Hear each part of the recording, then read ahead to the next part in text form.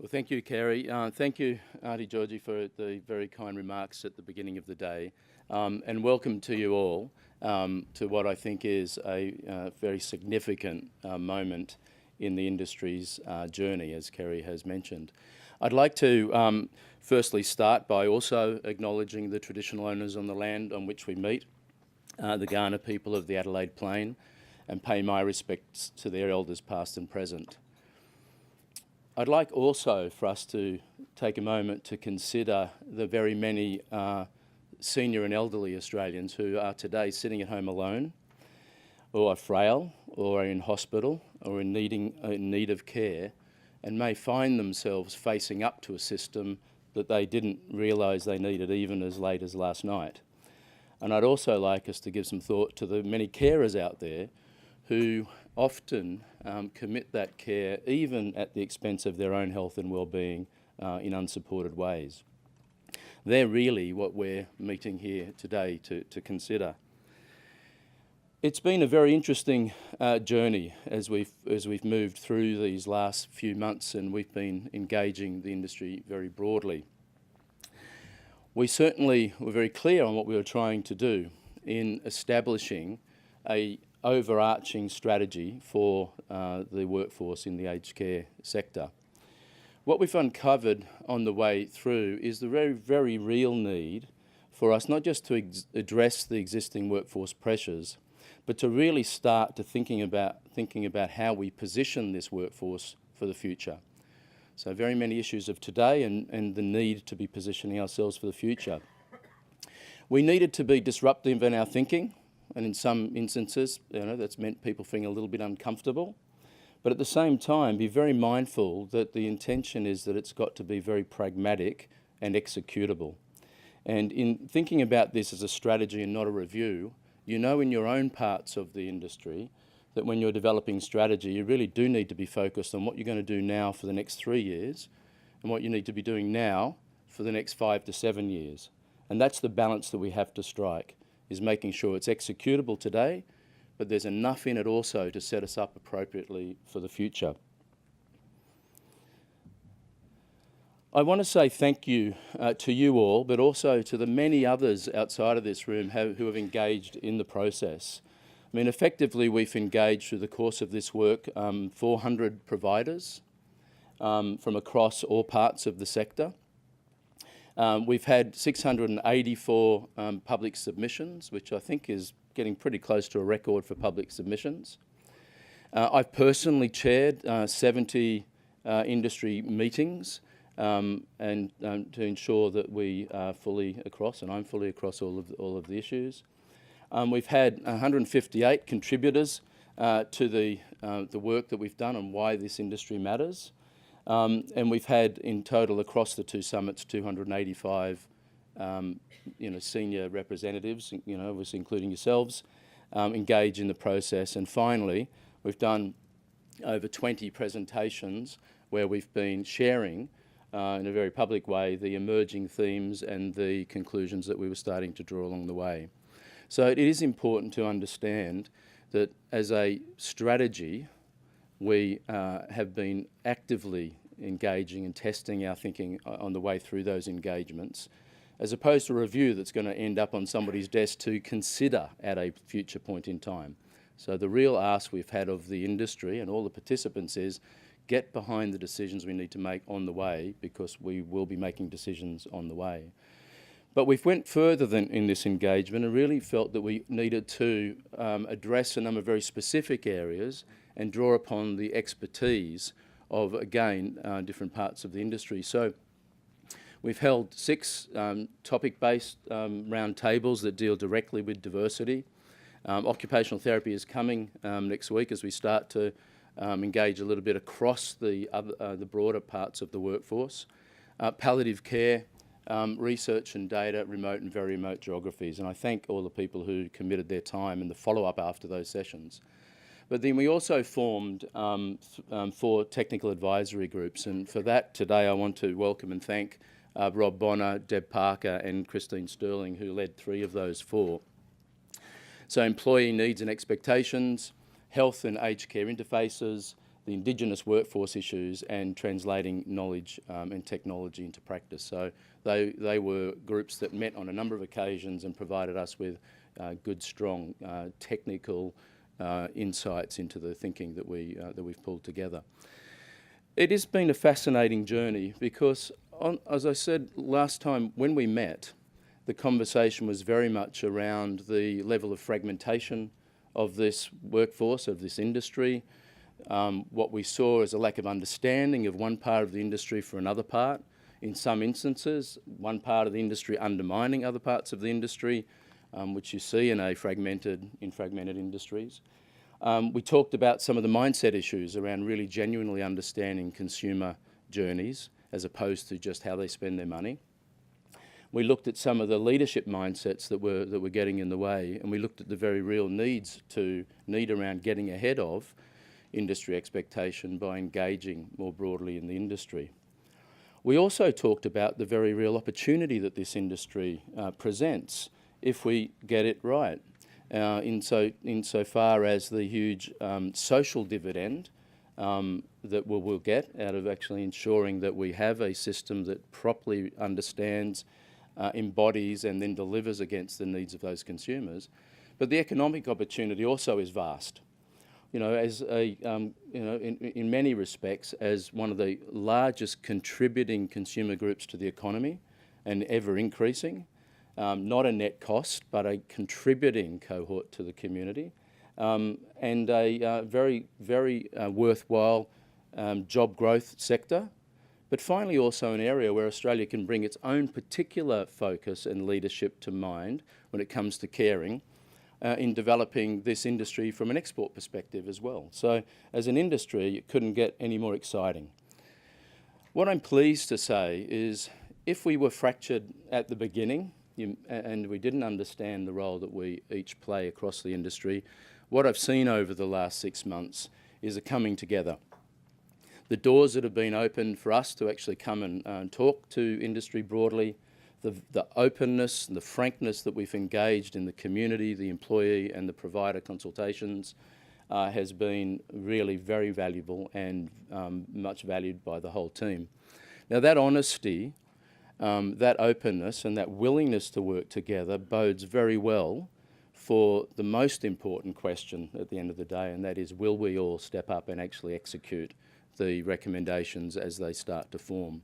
Because at the end of the day, this isn't about a workforce strategy, this is about the leadership required to execute a workforce strategy. Now the methodology that we put in place was really around these 5 imperatives. In many ways, the intention of it was that, you know, over time, if we need to repeat this process, there's a better understanding around how to do a workforce strategy and the kinds of things that need to be considered. Through this lens, we've been able to get to our recommendations that I'll come to. But just to remind you, we started with this notion of why does this industry matter? If your only public lens is one that's all around the disasters and the miseries and the bad experiences of members of the community, then it's very challenging as a workforce to be able to step up into that and talk about how your pride in the industry is. Very difficult to be, you know, at a barbecue and be talking about the industry when everybody shares their bad news stories. And so if we are going to have an industry that we want to attract and retain people to, then it's really absolutely important that we start with an understanding at a community, industry and government level as to why this workforce is important to us. In fact, why it's probably one of the most important workforces for us. We then needed to look at the organisation of the industry. We needed to then look at attraction and retention strategies. And then finally, look at the overall future and the way in which we'll start to better equip ourselves from an evidence base and from a development perspective around new models of care and translation of business into practice. The overarching one, though, was imperative 2, which is the leadership mindset that would enable all that to happen. And so I feel like that's the methodology that we went through. It was important, though, to really come back to this question of the case for change which really relates to this whole question of, again, why the industry matters. And so the work that was done at the very beginning of the process in bringing together community and bringing together employees to really understand the answer to that question was in and of itself a quite transformational experience. Because as those groups came together, and we did them right across the country, there was a lot of pent-up frustration. There was a lot of feeling the need to be heard, and certainly a lot of people taking the opportunity to be heard in those sessions. And you can understand that, because quite often it's very difficult in any industry, but particularly in a fragmented industry, for individuals to be heard. And really that's what we were creating, as an opportunity for them to have their say. What came out of it, I think, was really fascinating. And some issues that we need to face up to as a society beyond this industry, and that is that largely aged care is driven by some fairly fundamental human truths and human emotions, and they start with guilt. Guilt over outsourcing the care of somebody that you love. Guilt over feeling that you're not up to the standard or don't have the capability to provide that care. So we're not talking about guilt in a divisive context. We're talking about a very real sense of helplessness. But there was also guilt around not wanting to have to do it and not knowing then how to actually get the support. And that's a very real, evolving truth that as a society we need to face up to, with the breakdown of family and the changes in the nature of community. What happens then? It goes wrong. And then there's anger, because what does it say about me? Did I fail the person that I love? And of course, that guilt, that anger lands at the feet of an employee who then has to deal with all of those emotions at the very outset of the relationship and then through the relationship. And that isn't appropriate, because this is an industry where we have very many people who do care, very many people who are under-supported.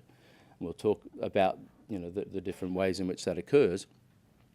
But we've got a community of workers here who are dealing with death and dying on a daily basis, building relationships and then having to contend with it.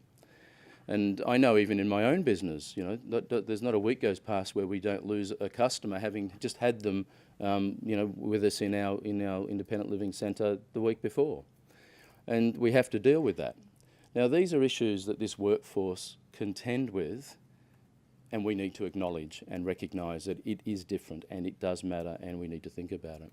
So the three things that came out there is a need to shift societal attitudes to ageing and to dying. And if we don't, then the workforce will never truly be understood. Secondly, reframe the idea of caring. And I'll talk more about it, but we have to fundamentally get the clinical part of care right. But we've got to recognise that care is far broader in its need and its definition than just that. It is around functional, it's around cognitive, it's around spiritual, it's around well-being, it's around an entire view of living the life that you wish to live. And then the last one is relieving this burden of care. It is hard, it is difficult. And so we need to find a way to change societal attitude to the burden by addressing the areas where that burden shows up. And I will go through that in more detail.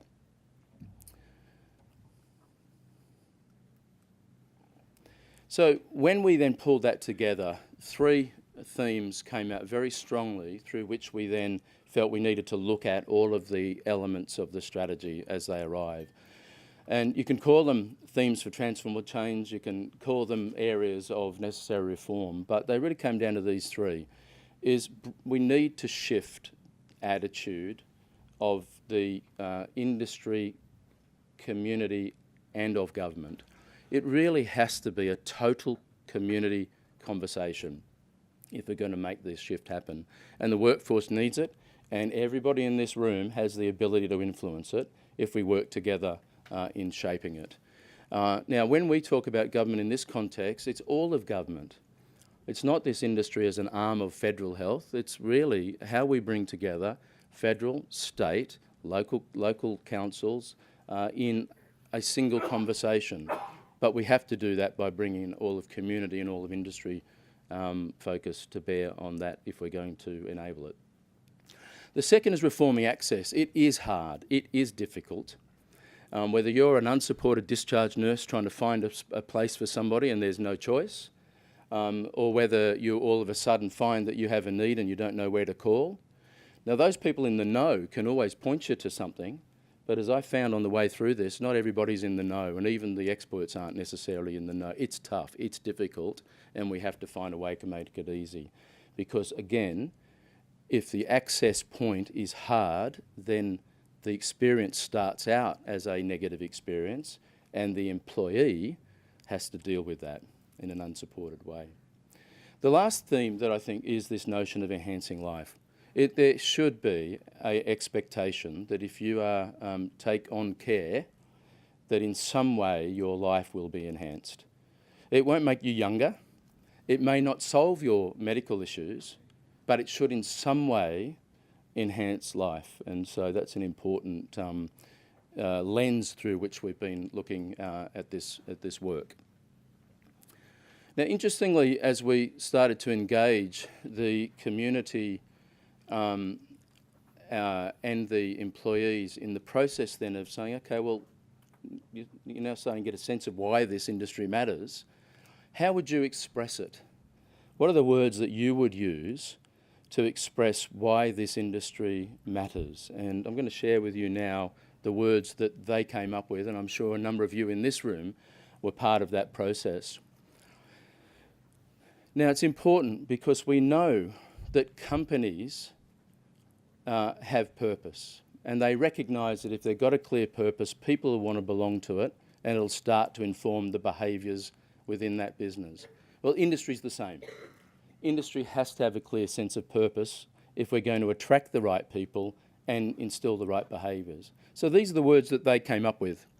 We exist to inspire people to want to care, enable people to properly care, and enhance life through care. Because how we care for our ageing is a reflection of who we are as a nation. Pretty powerful words. Now, these words came out of those community and employee groups. Each one of them had an opportunity to create a set of words. The themes were so consistent, and then it was synthesised into this single statement. But then they went further in describing the feelings and the rationale that was sitting behind these words. And I'm just going to read those words to you. And again, a reminder, this has come from the community and the employees working together. Have you ever heard the laughter of a life fully lived, or been lost in the stories of someone who has travelled a million roads and back? We have. Have you ever seen a person confined to a single room whose only crime is to grow old? We have. Have you ever pondered why it is that being old is somehow being less? We have. In a world of youthful beauty, constant change, and shortened use-by dates, we have seen how the simple act of stopping to learn, listen to, and help our community's older members has for many become too hard. We seek to change that. We are the people who have the privilege to care for our ageing. And we believe deeply that access to good care must be easier, and that the very notion of caring must change from reactive and daunting to proactive and inspiring. We champion the simple ethos of a life well lived. We want to inspire people to want to care, not to feel the burden of having to. And we strive to enable people to properly care for their neighbours, friends, or family. Above all, we exist to enhance life through care. From the moment the smallest help is needed to the final breath is taken. As aged care professionals, we choose to care every day for every type of human in every type of condition, because ultimately we believe how we care for our ageing is a powerful reflection on who we are as a nation. Aged care. how we care says who we are. So you can see they're the words that have come out of the working groups, out of your community, out of your employees, around why they believe this industry matters. And our intention is to use that as a unifying position to bring the industry together around this workforce strategy. But we took it a little bit further and we decided to make a short film just to bring that together. So I'm just going to play that for you now. Have you ever heard the laughter of a life fully lived? Or been lost in the stories of someone who has travelled 1,000,000 roads and back? We have. Have you ever seen a person confined to a single room whose only crime is to grow old? We have. Have you ever pondered why it is that being old is somehow being less?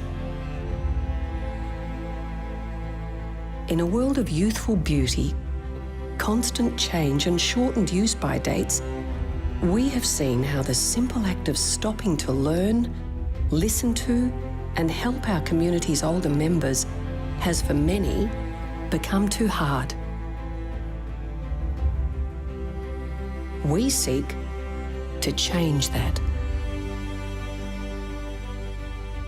We are the people who have the privilege to care for our ageing, and we believe deeply that access to good care must be easier, and that the very notion of caring must change from reactive and daunting to proactive and inspiring. We champion the simple ethos of a life well lived. We want to inspire people to want to care, not feel the burden of having to.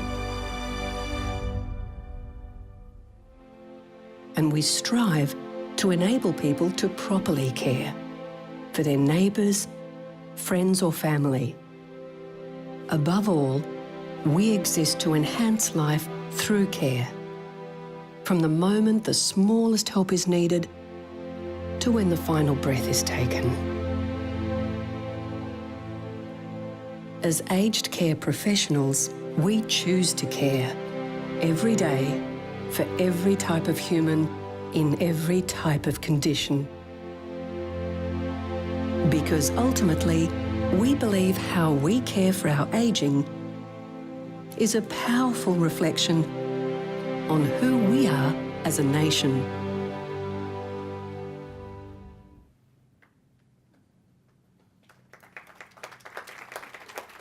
Thank you. Just return to that slide, thanks. So you can see it's a powerful expression of what we can be for this community and a powerful expression of why this industry matters. We've used this as a, if you like, a true north in the kinds of recommendations that we're now going to run through to ensure that we're addressing those themes, but largely to really understand that any good strategy comes from a clear sense of purpose. And what we're proposing is that become the clear sense of purpose for this work. Let me run through the recommendations that we're making out of this work and the consultations. There are 15 of them. I'm going to try and get through them in the time that I've got. I may overrun a little bit, Gary, but I think you'll get a sense of the holistic approach. But I wanted to start with this first one. The first recommendation is that we do need to create a social change campaign to reframe caring in the community. And as an industry, it's important we get on the front foot so that we're not defined by the negative media, but we're defined by who we are and why we matter. It is interesting. Many years ago, I had the experience in another industry where there were similar kinds of issues and community perceptions that needed to be changed. And ultimately, it did require an overall industry campaign and position. But what was also true was to recognise that amongst all of the providers in the industry, if you added together their marketing budgets, it's a pretty profound amount of money being spent in marketing. And so really, as we start to do this work, one of the things to consider is how you can start to use some of that marketing to start to reinforce more of these positive messages around the workforce and the role they play and why that potentially differentiates you as a business. And maybe we move away from the sort of the shots of beautiful but empty rooms in our advertising to something that really starts to celebrate the people who are working within our workforces. Just a thought, but a practical way in which we can pull this together. But we do need an industry-wide campaign and approach to bring the community with us on this journey. The second is really what we're asking for is a more formal redefinition of consumers and of industry within the sector. Now, what we have recognised through the consultations is that the consumer is no longer just the individual who might be needing care, but it's also those who are seeking care for the individual or involved in the provision of care for the individual. And that really means the individual, their family, their carer, and their local community.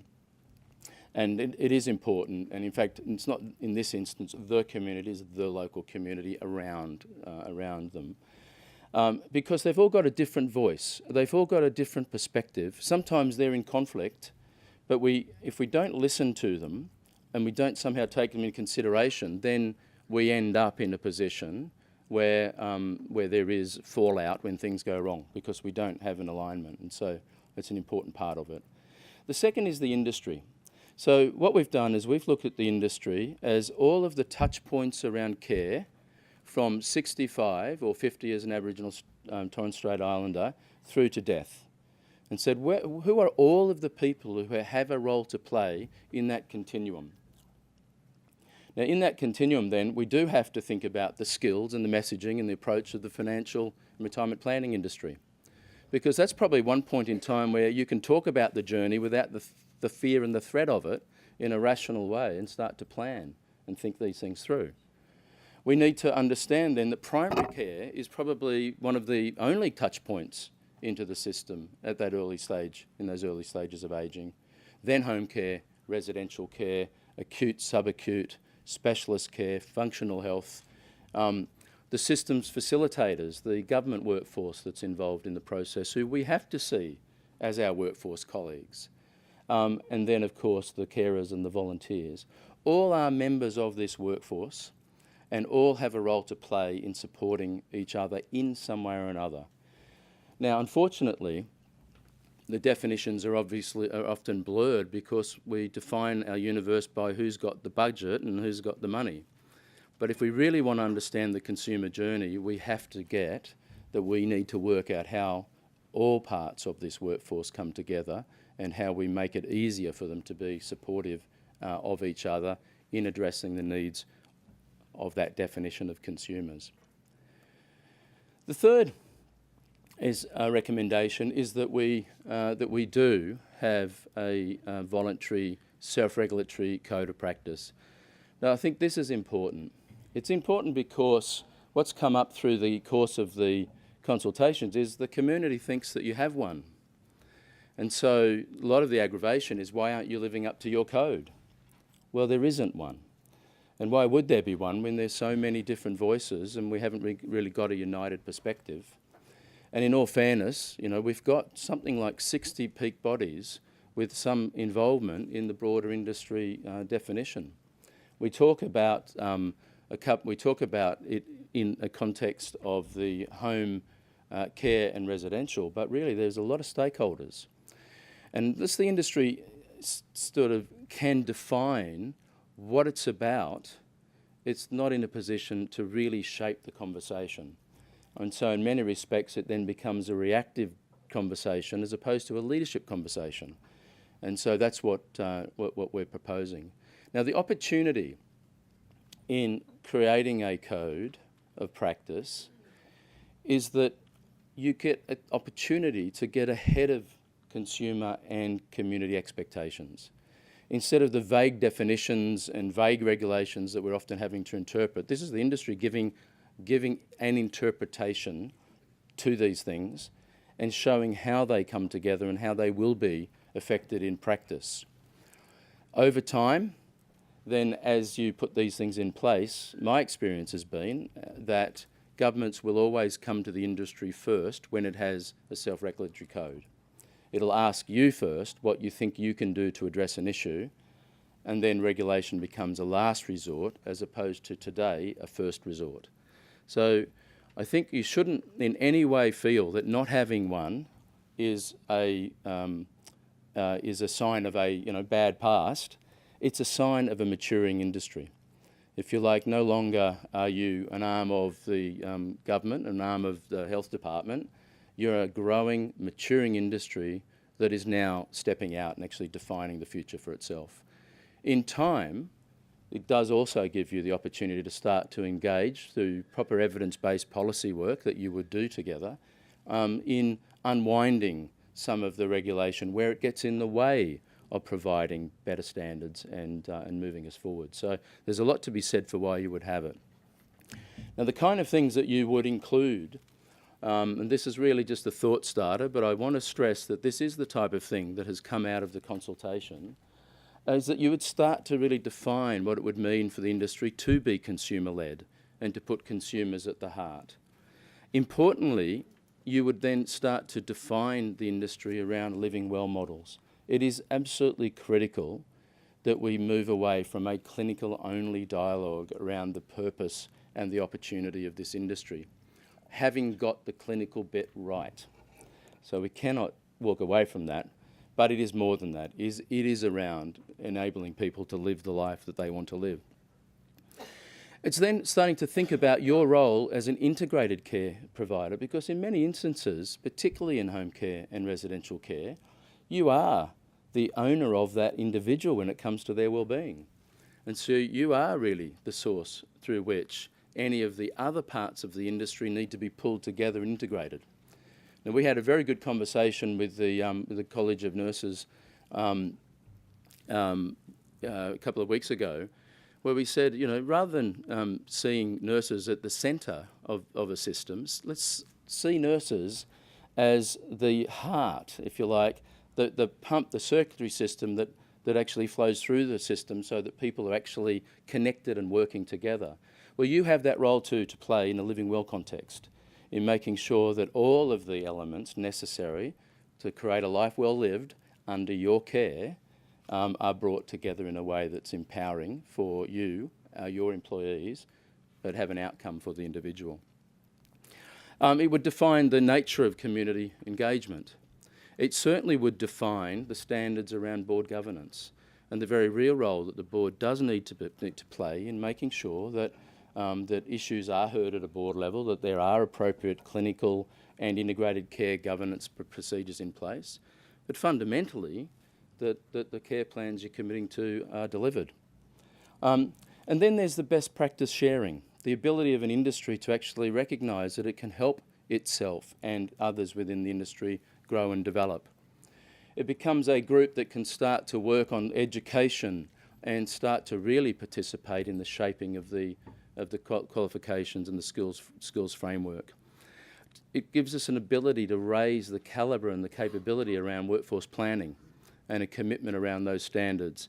And it certainly enables the industry to start to define the standards of good and be in a position to point out when other members of the industry are not living up to that standard.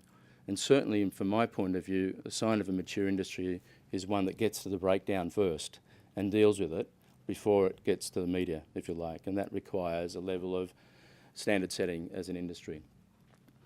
Now, this is what's come out of the work, but really, the process around a code has to be led by industry, and I'm delighted to say that the industry peaks have indicated a willingness to come together and start to work on evolving a code, take this input, but start to step up and take the leadership together around the development of such a code. So I thank them for that. It's not an easy road and there's plenty of work to be done, but we are seeing the industry step up and lead.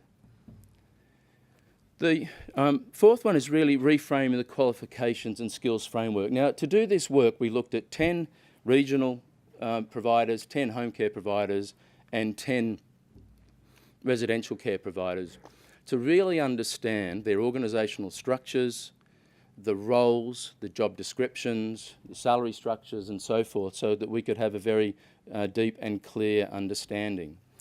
Now, what came out broadly across all that work was a need to really do a better job on job design.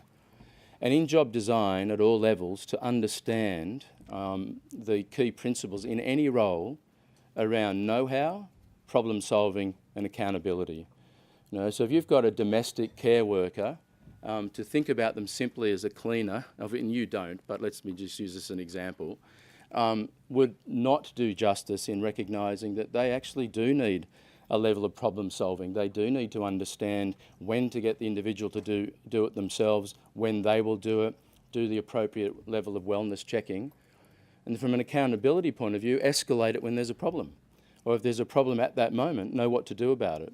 So we need to better understand those roles. Now, one of the surprising things that came out of it is when you apply the Korn Ferry Hay job sizing, the size of a domestic care worker, or personal care worker, was coming out at a job size of around 7 to 8. Now, first year receptionist comes out at a level 10.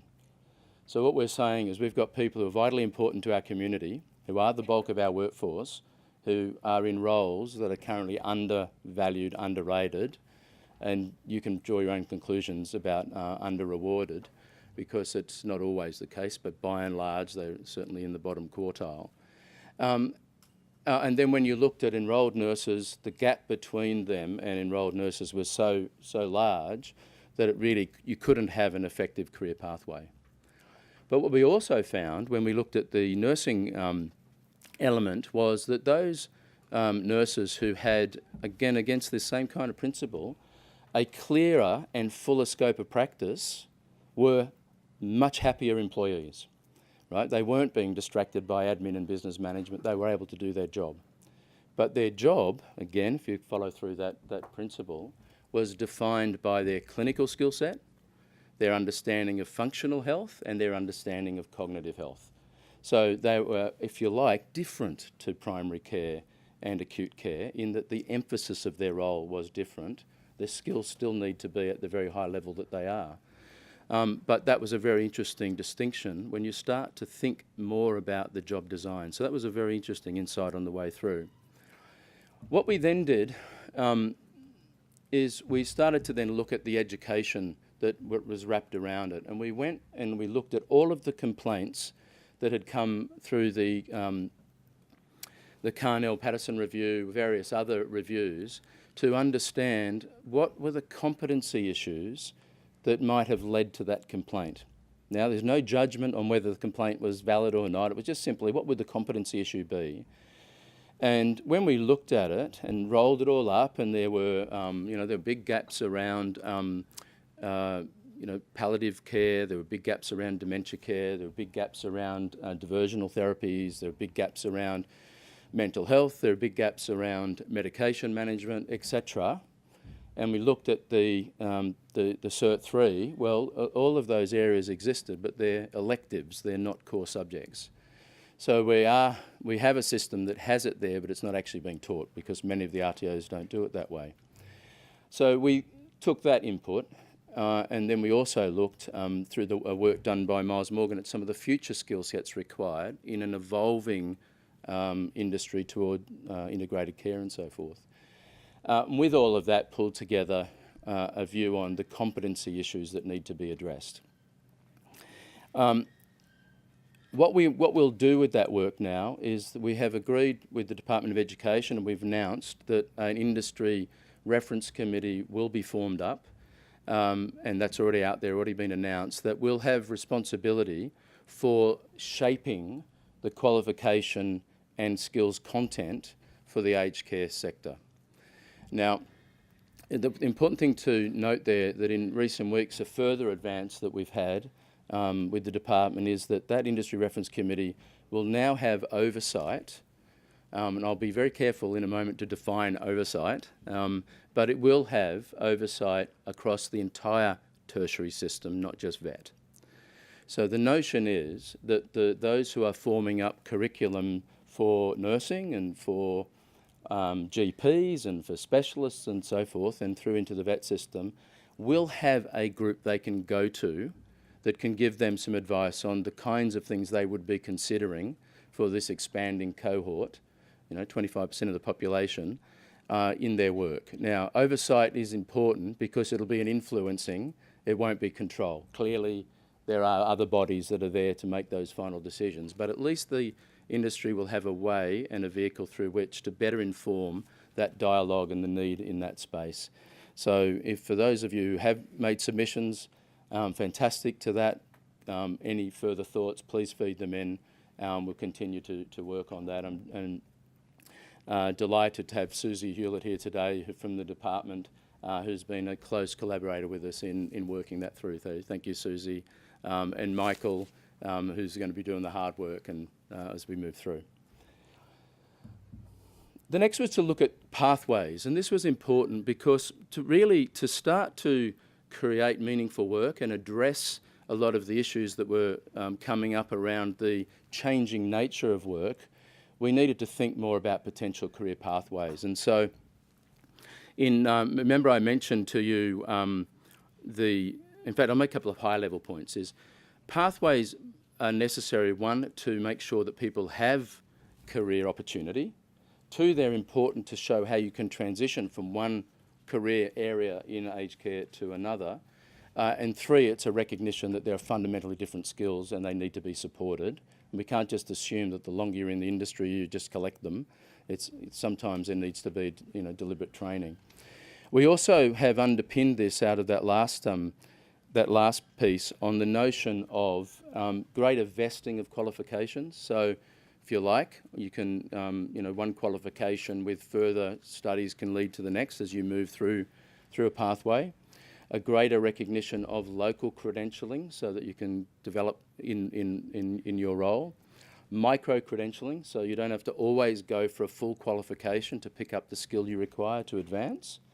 And all of this opens up a much greater opportunity for recognition of prior learning and the route through which a lot of carers can find their way into the workforce and be properly supported and skilled in doing that.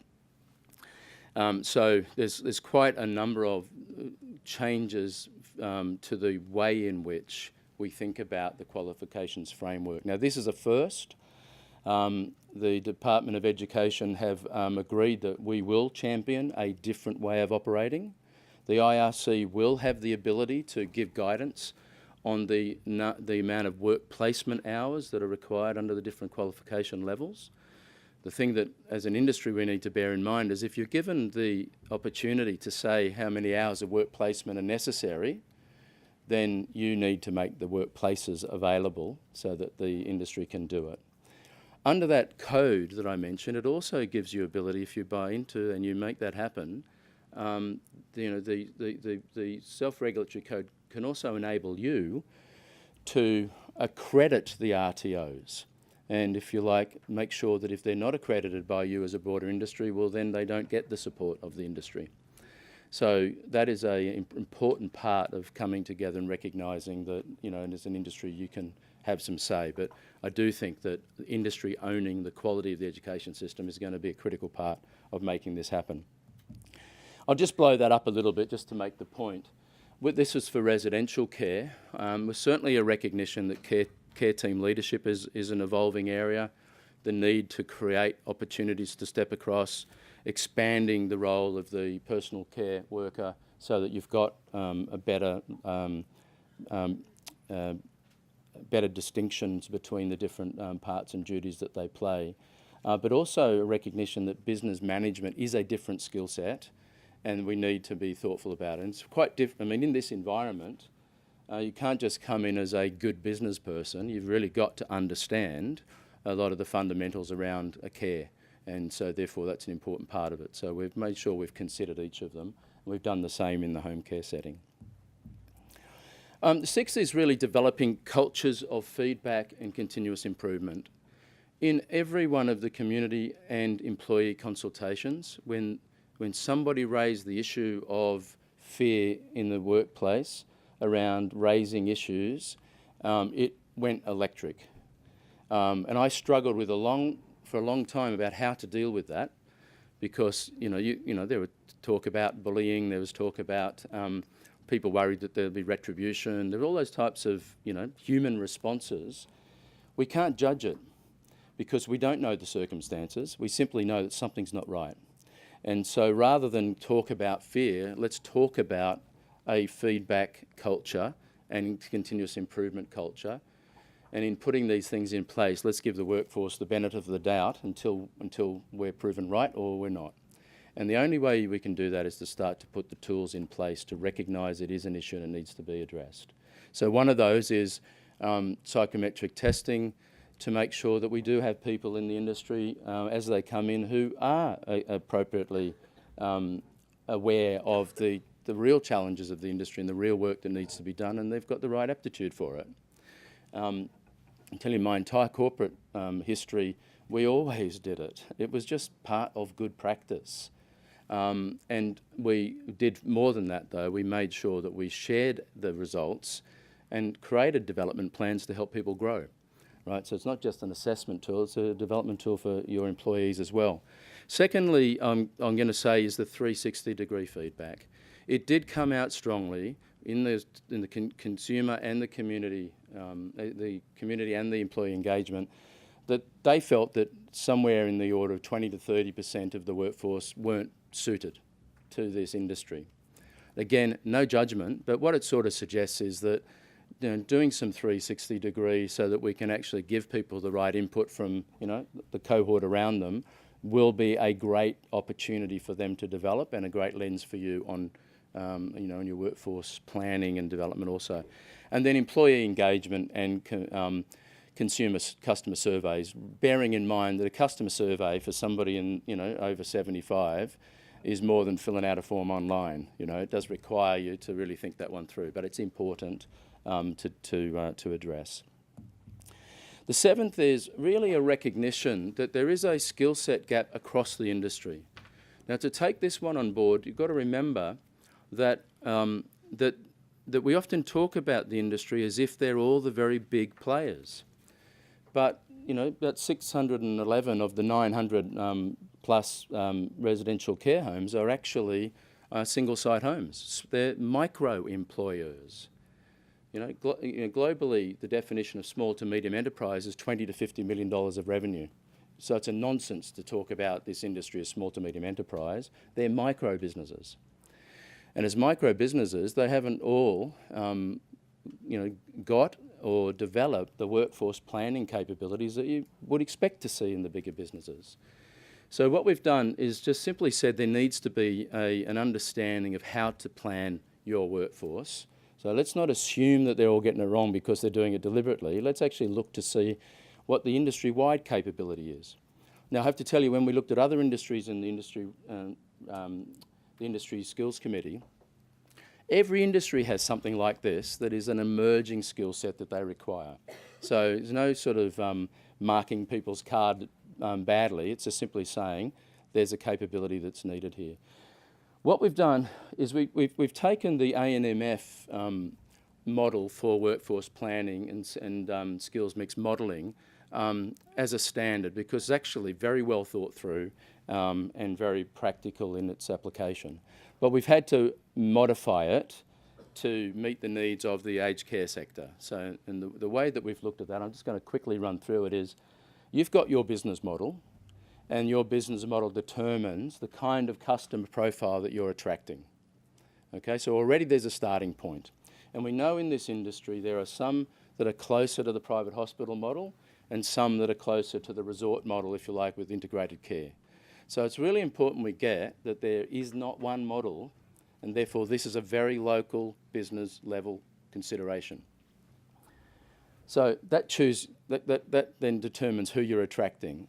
What we're saying is we need, as an industry, to define a more holistic care plan. And that care plan is really the opportunity when people come through and engage, to start to talk to them about the whole journey that they might expect to go through. to have a conversation about what's likely to happen, how they want their family to be engaged, what kind of advanced care directives that they might want to put in place at a point in time where they can engage it, if they can. Of course, there might be other circumstances. What are the diversity issues that need to be attended to that are important to them? And so that opportunity to create it. Now, what's a skill set required to do that? We need to build our ability in this industry around assistive decision making. Some are so good at it. Palliative care have made it a very, very clear competency within their thinking, but it's a skill set I think we need more broadly if we're going to have a holistic plan. You then aggregate the care plans. You then need to do a level of ratio development, because every business runs off ratios. It's just there's not one size fits all. And then you make your workforce decisions. What's important from a quality perspective is then that somebody, whether it be a clinical governance or integrated care committee or the board, have to be able to go back and see, is our business model delivering the care plans that we've committed to? That's really the only thing that matters. But it's the plans that you've committed to based on your business model. And I think if we can build that capability within the industry more broadly, then the debate really then becomes, at this level, is can we afford it? Do we need to innovate? What are the issues? Do we need to change our business model? But if you start with a constraint, you'll never get to the right answer.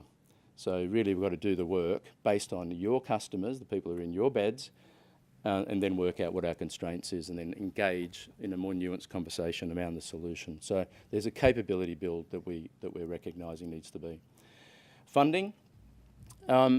It's become pretty clear through some of the independent analysis that we've done that if you look across for-profit and non-for-profit, there is no difference in the issues that are confronted, and there's no difference in the quality, the care and the employee issues. So I think we do ourselves a disservice as an industry by creating that artificial distinction. And where that artificial distinction is a deep philosophically held position, then please open your mind and re-engage that. Where it's a competitive issue and a competitive tool, then please stop using it, because it doesn't help the industry. By and large, what we're finding is that whether you call it a profit or a surplus, everybody's looking to make sure that they can actually justify the investment in their organisation from a capital perspective. And there isn't enough profit in the system to fund an extra hour of care a day, right? We have a problem, and we have to front up to that problem within the industry. Now, when you then look at the risk that creates around whether or not we can attract capital into the industry, we've got a really emerging problem, with about 30% of the industry already underwater. So if we've got that problem, we've got to work out how together as employers and employee representatives we go and have a more nuanced conversation with the government. Now through this work, if you follow to where we've got through so far, then you've got the current costs of doing business. If we do address some of the attraction issues over salary, that means probably moving from bottom quartile to median. You don't have to go beyond that, not even very high successful businesses do. There's a shift. If you are able to attract the right talent, well, we know we've got very high unfilled vacancies already in this industry that affect our ability to provide support. There's another cost issue. And then we get to the true gap in funding in the system. And I'd love to put a figure out there, and you know, and towards the end of this process, I hope I can. But it does really then beg the question, if this is a universal aged care system, then the government's got to stump up. If it's a subsidised aged care system, then the industry's got to be freed up and to enable it to actually do that, which means that people like many of us here who can afford it will probably at some stage have to face up to having to pay for it. But those who can't and the deeply disadvantaged need to be better supported than they are, and particularly in rural and remote areas to boot. So there's really a need for us now to step up to a far more sophisticated joint conversation around this, and that means coming together to have a conversation at all levels of government, rather than at the moment somehow being having the conversation in one way or another against each other. Now I put this picture up here because it is important that in thinking through the levels at which you pitch your reward strategies, is there are a number of things that you do need to consider. And that is obviously part of our work. It's not just about the funding. There are many instances where better thinking around how to utilise underutilised employees could actually save you a lot of costs and create efficiencies. So you've got to look first at what you can do, but we do need to come together on a more sophisticated conversation. Implementing attraction and retention strategies, you can see as we've gone through this, dealing with the image of the industry, dealing with skills, dealing with career pathways, and dealing with reward, hit all of the most significant issues that come up in the attraction and retention surveys. But the thing that we have to really bring attention to is the whole question of a diverse workforce. And while we've got some work that we'll share on that and it's still work in progress, it's critical that at a business unit level, people are giving thought to those issues and thinking through how to solve those issues within your own attraction and retention strategies. And as I say, this is work in progress, and we will share more of that as we move through it. But the opportunity there, I think, is an immediate one.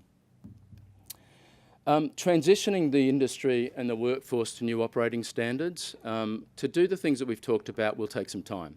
And at the end, I'll comment briefly on how we approach that. But it is important to recognise that many of the questions that will enable the workforce to be clear on what it needs to do and how the industry needs to approach it will be resolved by a clear statement of industry around who it is through a code of practice.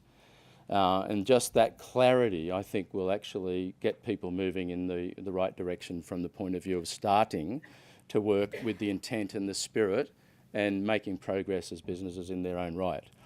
Second to that is recognising that if we want to transition to a new framework and a new skill set approach, then that's going to take some time, and we're going to need to work with government at a federal and a state level to ensure that we're supporting the workforce in that kind of requalification and stepping up of skill sets. But of course, as I keep saying, based on the input and the work that we're pulling together, there will be plenty of guidance there for businesses to start looking at their own practices and employing some of the themes around the strategy, if you like, from day one. A revised industrial relations framework. So a lot of issues have come up over time around the challenge that small business has in dealing with the unions on EBAs. A lot of issues have come up around the casualisation of work and the security of work. What's interesting is in each of the provider forums, I've asked, if funding wasn't a top-of-mind issue for you, do you think what the unions are asking for is really that unreasonable? And the answer has been no, they don't. There's general agreement. People want to be able to give security of work. They want to be able to provide minimum hours. They need to know ways of actually coming at it. And I think the notion here of creating a revised industrial relations framework is really to say that industry now needs to have a more nuanced discussion and relationship with employee representatives. Now, I know through working on 70 industry reference committees where the unions have very strong involvement, and Rob Bonner, who's on the ANMF member, but also on my Industry and Skills Committee, quite often the skills understanding and the depth of understanding of the workplace issues amongst the skills areas of the unions is an absolute treasure trove of value. And often I find myself going there first to really understand the issues. Now, I appreciate that many of the providers have their only contact is with the negotiators from the union, but we need to be dealing with the total employee representation to better understand where the agendas are aligned, where there is a common agenda, and frankly, the quicker you can get into a room and then go and face up to government as a united voice, the better. Because otherwise, in this next election, we'll find aged care as a kicking ball and lots of campaigning happening, when in fact what we need to do fundamentally is go and find out where that extra, let's just say $2 or $3 billion is going to have to come from to raise the standard of this industry to the level that we believe it needs to be at. So an invitation to us all. There's only a couple to go, so hopefully won't take too much more of your time. But strengthening the interface between aged care, primary and acute care, and again, thank you to Christine Sterling for leading this. It has become really clear that we do need to have an all-of-government dialogue. Now, this is the one area of government that I can see, and others may say there's more, where we don't have a national dialogue around the aged services. We don't have COAG meetings to deal with aged services. And we need the federal, the state ministers and local governments to all be engaged, because they all control different parts of this system financially, and they're all in their own way meaningfully getting in the way. And so if we're going to deal with it, we've got to bring them together. Now, some of the things that have shown up are who owns the individual. And I put it to you that in home care and in residential care, the industry should own the individual and make sure that as they transition into the other areas of integrated care, that somebody owns them, right? So they're not left on their own and they don't go out the door and then they all of a sudden turn up back at some point in time. Those who do it well, that's part of that kind of relationship building. Secondly, that the quality of the file that goes with them, it really gives it a fuller understanding, so the admissions team can really get a better understanding. And the dilemma we have right now is the admissions nurses don't respect the files that are coming because they haven't been given the care and attention that they need.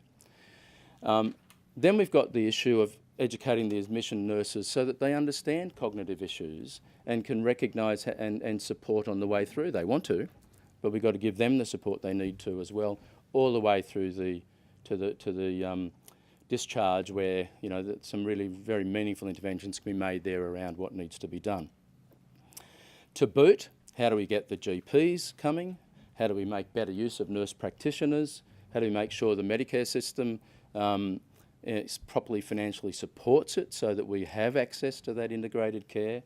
How do we make sure that there's more ownership in local areas of the entire system so that, if you like, the hospital system can help you to avoid unnecessary acute transfers and save the state governments a lot of money to boot in doing so. So there's a number of areas there, and again, this is an opportunity in the industry leadership to say this is how we are going to play a role as an integrating force across these different groups. So a very important piece of work. Improving training and recruitment. We could not miss the government workforce here because they are part of that dilemma we had up front around engagement and the very first experience you have of the system.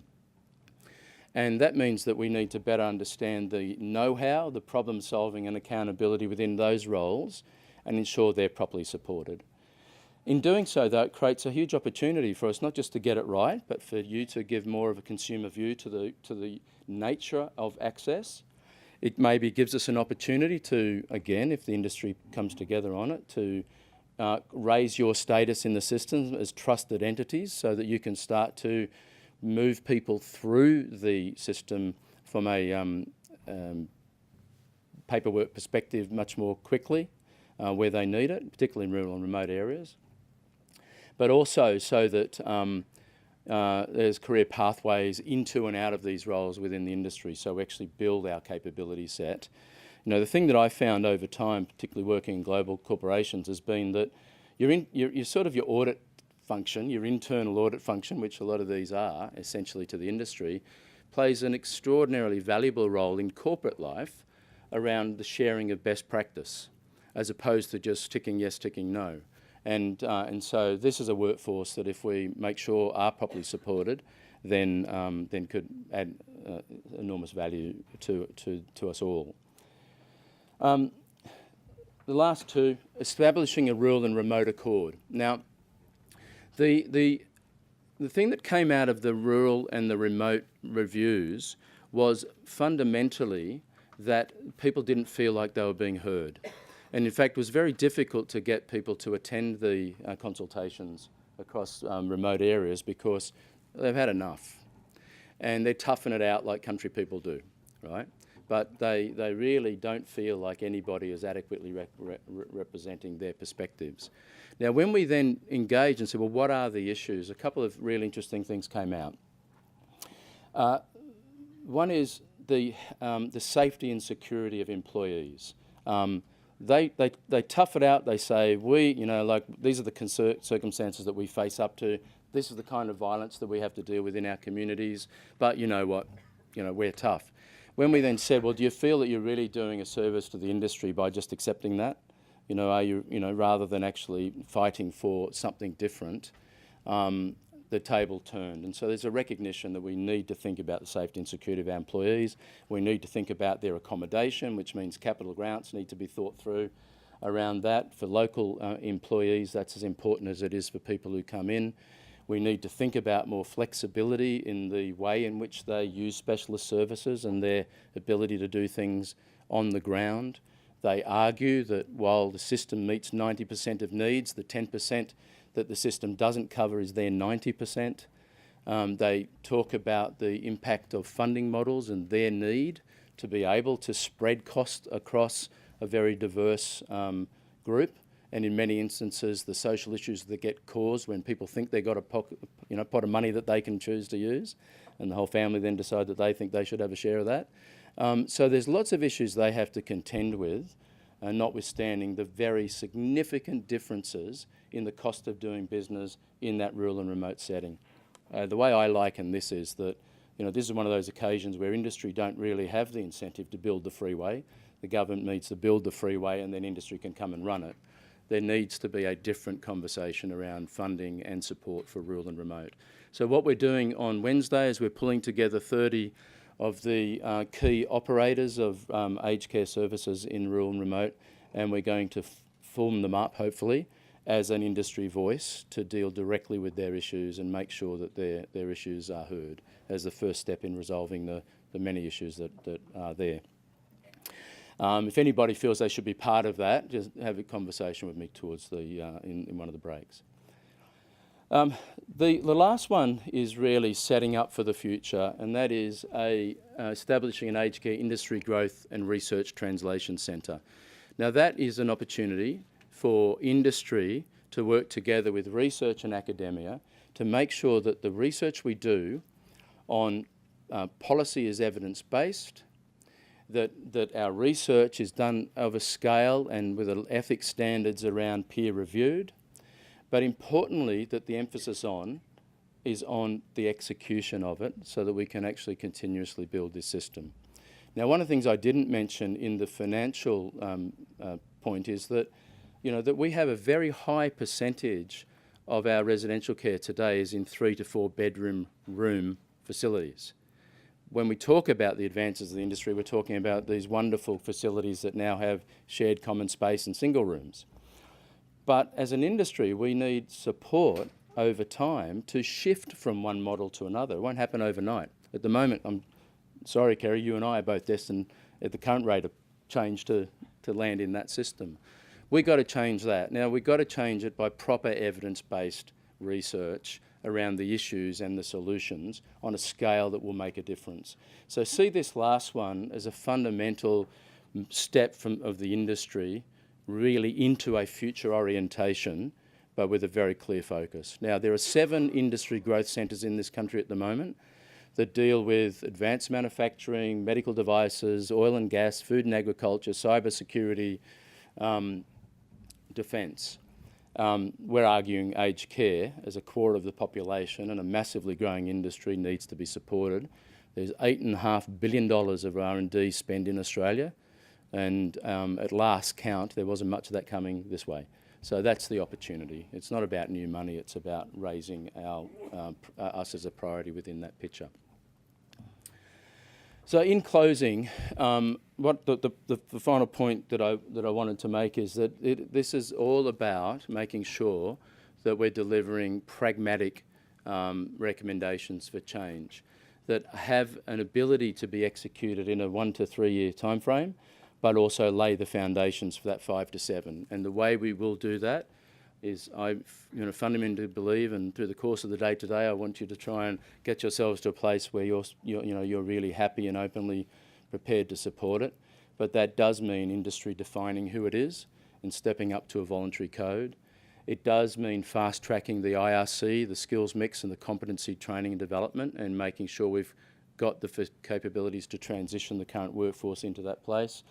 And it's about laying down the platform, if you like, for future innovation, knowing that the future is taken care of. We can get stuck into fixing the things that we know we can fix today.